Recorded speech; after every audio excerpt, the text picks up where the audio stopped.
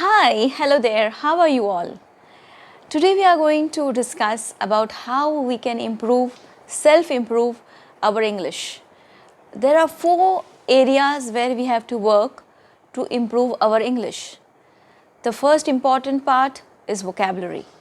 Now, vocabulary means word power, how many words you know, how many meanings you know. So, we'll discuss how we are going to improve our vocabulary. Second is knowing our basic grammar. Basic grammar means grammar which is necessary for you to speak English, and you should be clear with your parts of speech like noun, adverb, adjectives, etc. And also very clear about your tenses, types of tenses, all the 12 types of tenses. Then very important is pronouncing the word properly. Pronunciation should be crisp. So we learn how we are going to improve our pronunciations, and fourth part is how we are going to improve our fluency, how we can speak well. And most important thing to increase fluency is to practice. Now I am going to give you some tips how we are going to improve ourselves in this area by doing certain activities on daily basis. Okay. Now the first very basic activity is meaningful reading. Meaningful reading means you have to take a pen or pencil and sit with a notebook, and when you read you mark the difficult words and you note them, you record them in your notebook and find the meanings and then turn into your own sentences. When you choose what to read, you have to choose something which is one level high to your level of understanding. I mean that if you read one page or one paragraph, you can find 4 to 5 new words that is one level high to what your level is. So always choose something which is interesting and which is one level higher to your level. Also, one more important thing while you read is read loudly. This increases your confidence when you will speak. So reading loudly actually works. Then we have creating an environment for English. There are many places where towns, small villages where you don't have environment like Mumbai and Pune people have. So you don't have that grip on English. So we have to create our own environment. Now it's very easy by using technology, by using smartphones, you can create your own environment.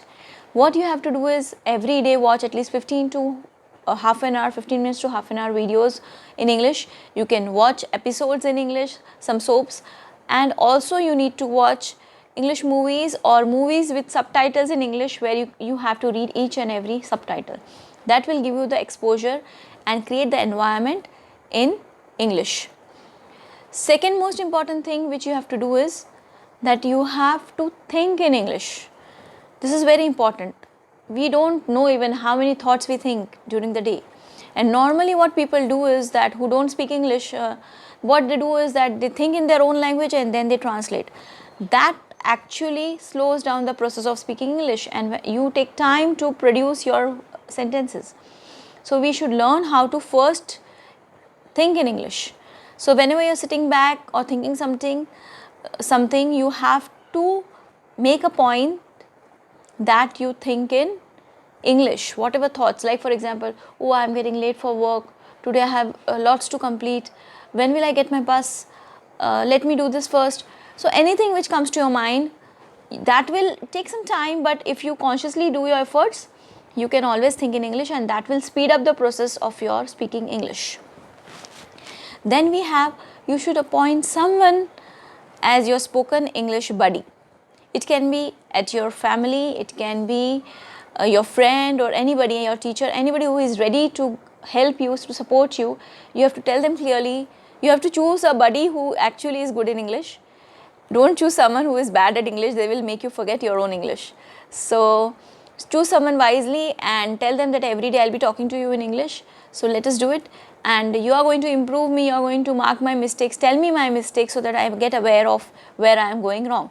Your mistakes can be in your pronunciation, in your grammar, in your using of words or framing your sentences.